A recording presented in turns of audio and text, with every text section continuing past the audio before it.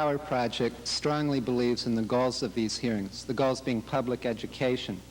I would like to compare that position with the position of the owners of the plant, Cincinnati Gas and Electric.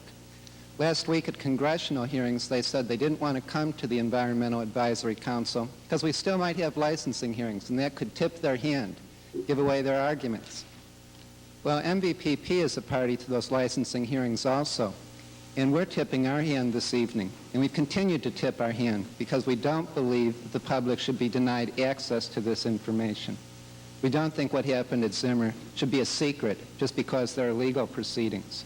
In reference to that, the witnesses who just spoke anonymously represent tipping our hand for the licensing hearing, if it ever occurs. CG&E is now aware of those accusations and those charges and the evidence that they're discussing. Both of these individuals have told me they would gladly participate in licensing hearings, testifying openly when they can be subpoenaed along with other witnesses and when there'll be cross-examination and testimony under oath for all parties. Second, I would like to go into a bit of a misconception about the Government Accountability Project and the Miami Valley Power Project. Our motives have been called into question here. Excuse me, 1 minute. Is everyone able to hear? No, I didn't think so, Tom. You really just put your head right near that microphone. Thank you, Mr. Chairman.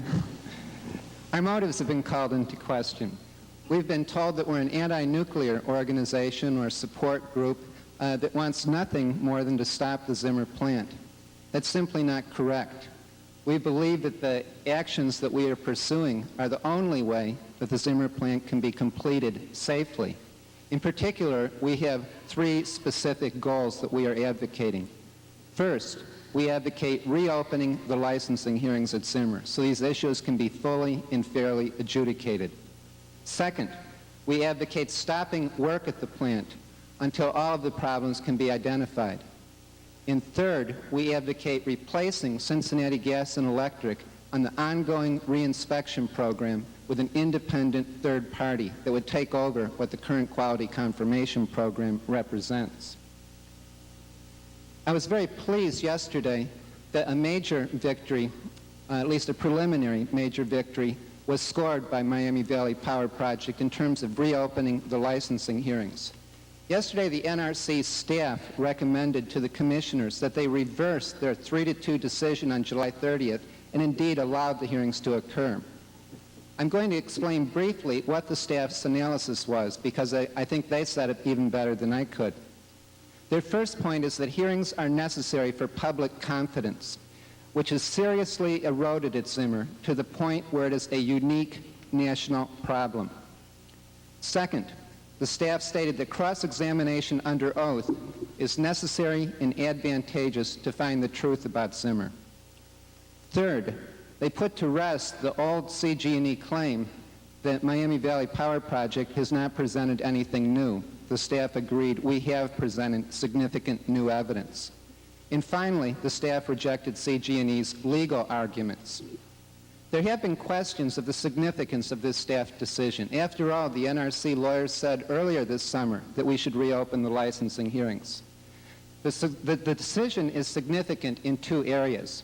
First, earlier this summer, the staff was recommending agency policy in a vacuum. MVPP had asked to reopen the hearings and the staff agreed. That's far different than challenging agency policy set by the 5 commissioners who run the Nuclear Regulatory Commission. It's very rare that the entire staff of an agency will challenge the policy set at the top. It's a refreshing change, and I hope the commissioners are listening. Second, it is significant because the staff rejected CG&E's legal position. They told the commissioners that their legal arguments were wrong. The fourth area that I'd like to go into this evening is the causes of the quality assurance breakdown at the Zimmer plant. We have given much evidence to the public and to the Commission about specific problems there, but many of them have been covered by your hearings. So I'd like to establish some themes that might put them in perspective. The first area that I'd like to go into in this regard is in terms of management commitment. Last week, Mr. Asselstein pointed out that there must be a strong commitment to quality from management all the way down the line. is the combination of a strong commitment together with an effective verification program that makes a quality assurance program work. Mr. Asselstein stated that he wasn't sure we could build in a management commitment to quality. Unfortunately, that problem exists at Zimmer. From my research and investigating, I have found that CG&E's management philosophy, to put it simply, was at the maximum, do the minimum. It might cost too much otherwise. The second prong to their philosophy was that those who expose problems at Zimmer are the problems. The third prong to their philosophy is that the quality assurance staff at Zimmer is the black sheep of the CG&E family.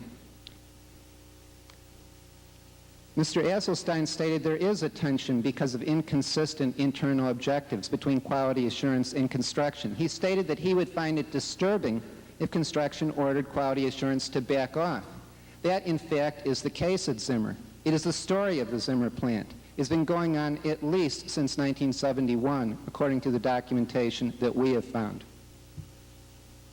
The next area that I'd like to go into is in terms of the NRC statements last week. And in fact, I'd first like to go into the effects of these causes.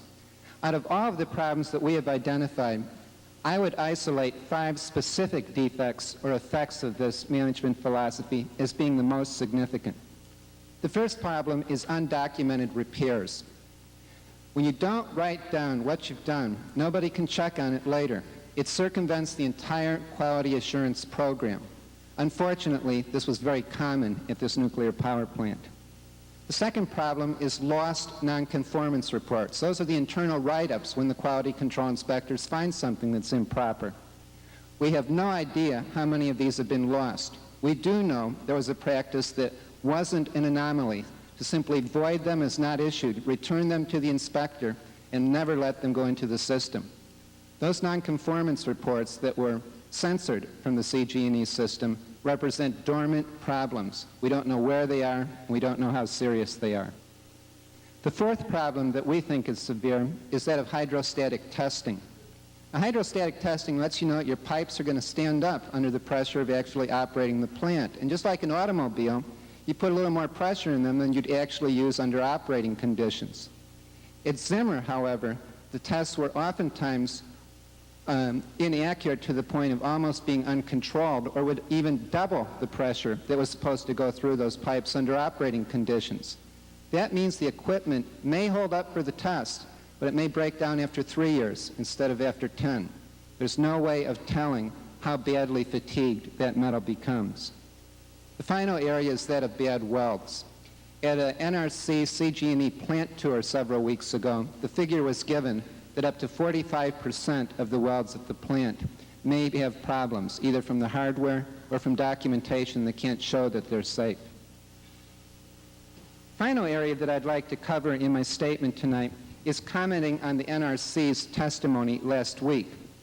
I believe that Mr. Keppler may be the most effective witness that we have found in rebutting his own policies. However, before I go into that area, there were a few specifics that he stated that I thought were misleading or inaccurate, and I'd like to correct the record at this point. First, Mr. Keppler was asked why they didn't call in an independent audit last year when the quality assurance program was totally out of control. Mr. Keppler responded that their finding was that CG&E was very little involved, so they required CG&E to take charge of the program. Mr. Chairman, that statement is so inaccurate that I would characterize it as shameful.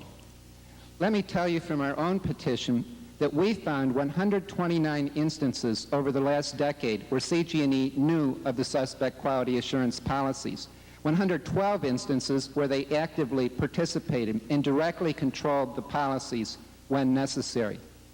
I would like to read to you from an affidavit of a former assistant quality assurance manager for Kaiser, who pointed out that while employed at the Zimmer site, I worked for Bill Friedrich, the quality control manager for Kaiser Engineers.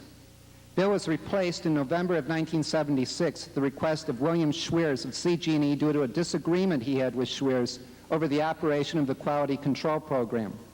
Bill Friedrich kept no secrets on the reason for his replacement. Friedrich wanted to hire more inspectors and wanted to conduct the Zimmer QA program according to nuclear standards. Friedrich had extensive experience in the nuclear industry and was attempting to implement the quality assurance program and industry standards on site.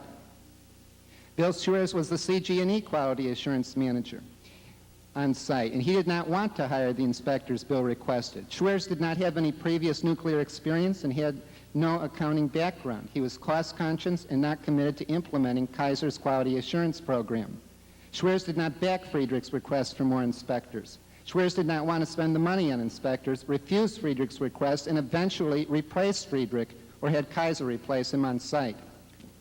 This same witness reported that Friedrich's replacement, Robert Turner, quote, ran into the same problem with Schwerz, unquote. Last fall, the NRC told us the Kaiser construction manager, Robert Marshall, and Philip Giddings, the QA manager, reportedly were the officials responsible for the quality assurance breakdown on specific issues. But in the July 8, 1981 interview, Mr. Giddings illustrated the extent of CG&E's control. He repeatedly denied being intimidated by Mr. Marshall, the Kaiser site construction manager notorious for screaming, cursing, and generally bullying quality control inspectors. But Giddings did not hesitate to concede the authority of CG&E quality assurance manager Schwerz. As the NRC memorandum stated, in fact, Giddings stated, "My primary goal was to get along with him," Schwerz. Giddings added that Kaiser lost the previous quality assurance manager because he was unable to get along with Schwerz. Giddings explained there were numerous requests in the form of memoranda sent by Mr. Turner, the previous manager, to CG&E asking for additional quality control staffing, which were turned down or denied by Schwerz. In fact, Mr. Giddings stated that everything he did had to be reported to Mr. Schwerz. So much for the blissful ignorance excuse. The next day, on July 9, 1981, NRC investigators spoke with Mr. Schwerz, who indicated he was acting on behalf of the general CG&E construction management team, all of whom reported to Mr. Borgman. Now, the NRC had all this information last November when they told us that CG&E didn't know what was going on at that plant. They had the information, and they didn't include it in the report. I don't think that was an accurate statement last week. Second, Mr. Keppler told us that there was no evidence of construction problems when he made the decision last fall not to stop work. It was basically a problem with the quality assurance program. Again, I beg to differ. The NRC had evidence from numerous witnesses of gross welds. They had evidence of cable trays that were so overpacked that the electrical wires were hanging out of the trays. I don't think that those should be considered merely paperwork problems. Those are hardware deficiencies. Mr. Keppler was also asked last week about the problem of upgrading essential components, taking things that were bought as non-essential, not critical to the safe shutdown of the plant, and upgrading them to essential. He responded that they only learned about it from the anonymous Kaiser report last spring. He said, "That's when we became aware." As you'll hear later this evening, Mr. Vic Griffin made them aware of that in 1976. The NRC simply chose not to listen. Finally, the NRC was asked last week if there have been any agreements not to enforce the law at Zimmer. Mr. Keppler reported absolutely not. In fact, however, the anonymous Kaiser report, the Nolder report sent to the NRC last spring, referred to unspecified, quote, agreements between CG&E and the NRC such that a direct application of 10 CFR 50 may not be totally appropriate. I'm not sure that the NRC is still answering all of these questions completely.